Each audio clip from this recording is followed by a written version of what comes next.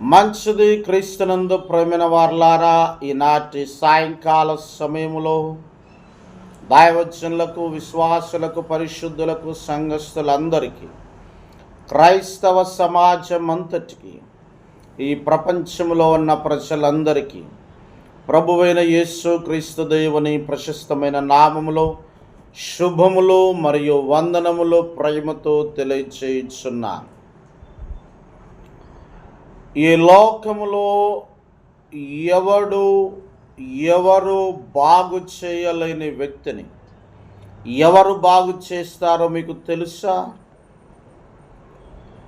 రండి, దైవ గ్రంథాన్ని మనము ధ్యానము చేద్దాం. పరిశుద్ధ గ్రంథములో నుండి మార్కు సువార్త 5వ అధ్యాయం 1వ వచనం. గెరాసీనుల దేశమునకు వచ్చరి. మార్కు సువార్త 5వ అధ్యాయం 4వ వచనం.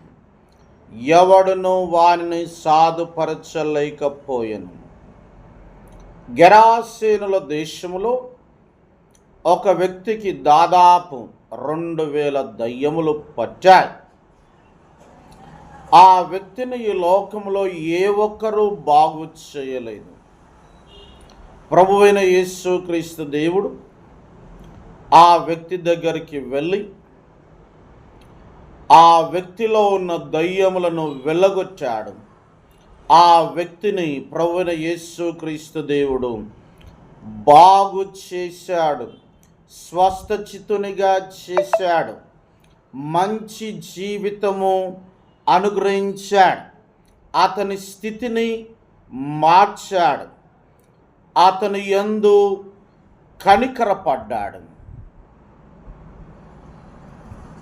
మంచి జీవితాన్ని ప్రభువైన యేసు క్రీస్తు దేవుడు అనుగ్రహించాడు. ఆ వ్యక్తిని ప్రభువైన యేసు క్రీస్తు దేవుడు బాగు చేశాడు. ఈ విషయాన్ని అనేకులు విన్నారు, ఆశ్చర్యము చెందారు. ప్రభువైన యేసు క్రీస్తు దేవుడు ఎవరో మీకు తెలుసా? ఆయన ఆశ్చర్యకరుడు, ఆశ్చర్య కార్యములు చేసే దేవుడు. ఈ వ్యక్తి జీవితంలో దేవుడు ఆశ్చర్యమైన కార్యమును చేశాడు.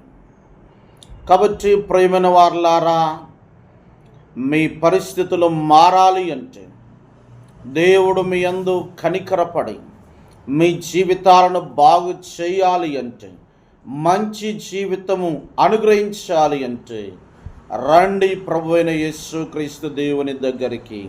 దేవుడు మీ జీవితంలో ఆశ్చర్య